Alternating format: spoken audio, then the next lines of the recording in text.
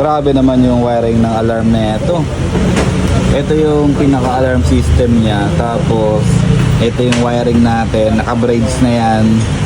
Papunta dito sa signal light, left and right. Tapos yung after ignition power niya, dyan na kumuha. And then, pababa dito. Pupunta sa battery. Nag-additional pa ng fuse box dito. Sa mga nagtatanong kung nagkakabit ba kami ng alarm system sa mga motor dito sa JR Moto Works. Ito. Ipapakita ko lang sa inyo yung latest project natin ngayong umaga. Yamaha R15 nagpa-schedule sa atin ng installation ng alarm. Ito, ipapakita ko sa inyo yung wiring ng alarm dito. Hindi ito yung common na pag-i-install ng alarm dito sa motor kasi minomodify pa natin yung pinaka-wiring niya. For example, ito, ang original na wire nito, itong socket na to, sama-sama sila dyan, yung siyam na wire. Ngayon, ang ginawa ko dito, inayos ko siya tapos nilagyan ko siya ng braids, kagaya nito. Yung usual na ginagawa natin sa mga wiring natin. Tapos, sineperate ko sila sa iba-ibang direction kasi, for example, itong signal light natin dito tayo nag-tap sa may likuran, tapos dito rin tayo kumuha ng after ignition power. Itong dalawang dilaw na terminal na to, ito yung left and right ng kanyang signal light. Wala naman siyang polarity kung left or right, okay lang sila magkabaliktaran. Tapos ito naman pula dito, ito naman yung power dun sa kanyang tail light. So diyan na tayo kumuha ng after ignition power para dito sa alarm system natin. Meron din tayo ditong dalawang wire, ito yung black and red. Ito na yung direct sa ground natin sa battery. Tapos ayun, in-improve pa natin yung wiring nito kasi hindi lang natin siya nilagay dito basta-basta sa positive.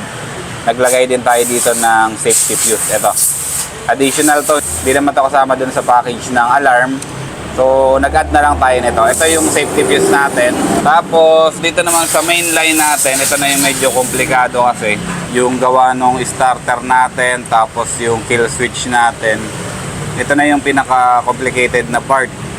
Meron tatlong wire dito na gumapang, yung pink, yung gray, tapos yung blue. Ito yun. Ito yung original na kulay ng wire niya. Yung pink, disable na natin yan, hindi na siya kailangan. Ang kailangan na lang natin dito yung blue tsaka gray. Ayan na lang yun. Tapos nag-add tayo dito ng isang relay. Yung 4-pin na relay natin, yan yung ginamit natin dito. Tapos dito tayo nag-tap sa mga wire na to. Ito, hindi naman to may iwasan. Kailangan talaga natin mag-tap dito kasi para mapagana natin yung starter natin, yung wireless starter, tapos yung kill switch natin. Ayan yung tap natin. Naglagay lang tayo ng terminal dyan, dalawa, para makakuha tayo ng power. So ayan na yung connection natin. Sa kabilang side ng motor, meron din tayong kinuhanan ng connection dito. Ito, yung kulay blue, stripe white. Kumuha tayo ng power dyan. So gumapang na yun dun papunta sa kabila, papunta dito sa relay. Ito, tingnan nyo. Ito yung wire na yun, yung galing dun sa kabilang side. Papunta na yan dito sa connection ng relay natin. O, testing natin. Asan na yung remote nyan? Sa akin. Testing natin yung motor. Ito yung pinaka-remote nya. Ito, dalawa. Ano muna natin? Call back muna natin. Ano na siya? Armed na. Galawin mga kuya. Isa pa. Yan.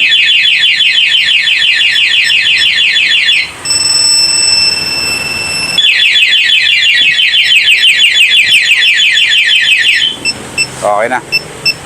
So, working na siya. Yung alarm niya nagbabibrate.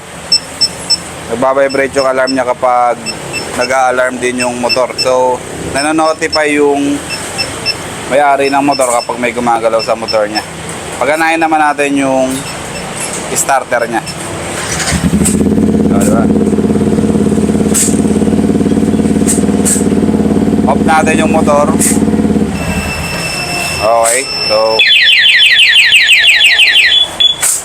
walang gumagalaw sa ignition switch niya. Tapos yung panel niya, tingnan nyo. O, diba? So, working na. Working na yung alarm system natin dito. Ngayon, ang gagawin natin, i-realign natin yung wiring natin kasi for testing pa lang naman yung ginawa natin. Gusto ko lang ipakita sa inyo yung modification natin ng wire kasi ayan yung way natin kung paano natin wire yung alarm system ng motor. Okay? So, kita-kita na lang tayo sa susunod na video natin. Ayusin ko lang yung latag ng wire na to. Alam nyo naman kung paano natin nilalatag yung mga wire na ganito. Isasabay lang natin sa chassis yan. Tapos, kagandahan kasi nung sa wiring natin, plug in, plug out lahat ng terminal natin. Kagaya nito, mag-aayos pa tayo ng wire. Wala na tayong tatanggalin na tape, wala na tayong tatanggalin na dugtungan. Ito na lang, yung mga terminal na lang natin. Okay, Kuya Mike, ano na yan? Tapos na yan. I-tie din na lang natin. Yan. Grabe naman yung wiring ng alarm na ito. Ito yung pinaka-alarm system niya. Tapos, ito yung wiring natin. Naka-braids na yan. Papunta dito sa signal light, left and right. Tapos yung after ignition power niya dyan na kumuha. And then pababa dito, pupunta sa battery. Nag-additional pan ng fuse box dito. Tapos papunta dun sa isang wiring natin dito, yung may relay. Ito yung relay na nilagay natin para sa kanyang kill switch tsaka sa starter niya. So sobrang ganda ng wiring natin dito. Sobrang linis ng wiring natin para sa alarm system. Ito Yamaha R15.